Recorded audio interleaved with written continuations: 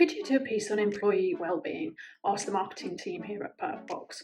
Sure, I said, but I could talk for hours about that topic. Given we've only got a few minutes, I'm going to talk to you about how we, as HR and managers and leaders, can support our employees' mental and physical well-being relating to stress in the workplace.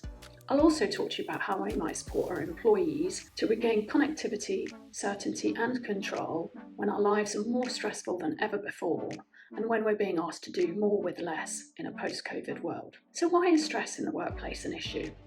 First of all, let's be clear on what we're talking about. Some forms of stress are a good thing, known as eustress.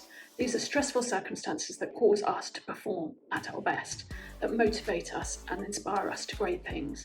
Think of an Olympian who produces a personal best on the global stage to take the gold medal. It's bad stress or distress that causes issues for our employees. That's when the fight, flight, freeze mechanism that served us well in caveman days creates an inability to switch off and leaves us with a constant low levels of physiological and hormonal changes. This in turn impacts our ability to think clearly, sleep properly, and causes performance anxiety and overreaction. If any of our team members are suffering from these symptoms, they are simply not going to be performing at their best.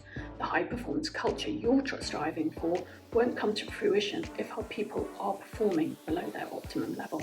Physical and mental health are inextricably linked.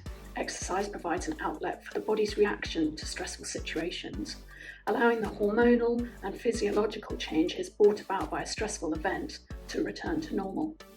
Even a 10-minute burst of activity can have positive impact on mood, mental alertness, and energy levels. With this in mind, at Perkbox, we're supportive of team members having walking meetings, particularly in dark winter months. This can provide the opportunity to go outside and move, allowing that stress response to dissipate. There's the added benefit of seeing daylight and getting some much-needed vitamin D, a vitamin closely linked to facilitating normal immune system function, regulating mood, and fighting off depression. Notes can be dictated into your phone, and often our employees find that movement helps them with creativity, ideas, and thinking. Even short walks help to break up the day and the hours of sitting that many of us do in desk-bound jobs. There's an increasing body of research that suggests that sitting for long periods is thought to slow the metabolism, which affects the body's ability to regulate blood sugar, blood pressure, and break down body fat. These are all factors bad for our overall health. By supporting employees to take a break, you're also letting them know that it's okay for them to manage their own time, providing they are delivering the work expected of them. This in turn sends the message that having boundaries is okay. Even before the pandemic, the lines between work and home were blurring. As these lines become more blurred, it may be hard for your team members to take time for themselves and switch off, or even have focused thinking time. Taken to its extreme, a lack of boundaries and an increasing always-on culture can lead to burnout. Giving your employees the opportunity to structure their day helps them feel like they have control over their time. It's concern over this issue of burnout which has led us to introduce For Focus Sake Day.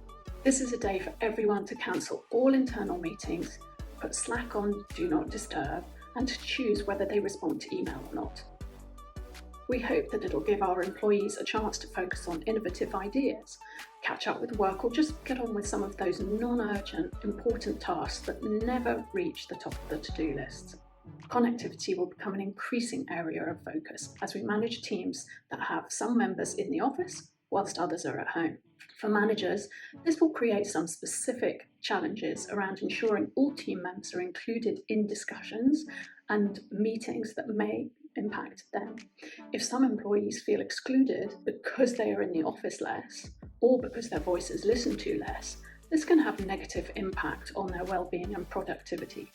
Ensuring meetings have agendas sent out beforehand to give attendees time to prepare, and to have a chairperson who manages the meeting and all those in it is going to be more critical than ever before. There are other ways to focus, ways to foster connectivity that support physical health. At Perkbox, we have a running club with a Slack channel that includes a feed from Strava.